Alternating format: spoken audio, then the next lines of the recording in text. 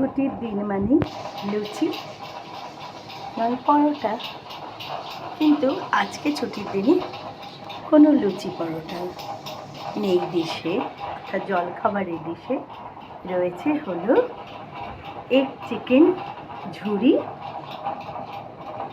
এবং পাউরুটি, সঙ্গে শসা ডিম সিদ্ধ।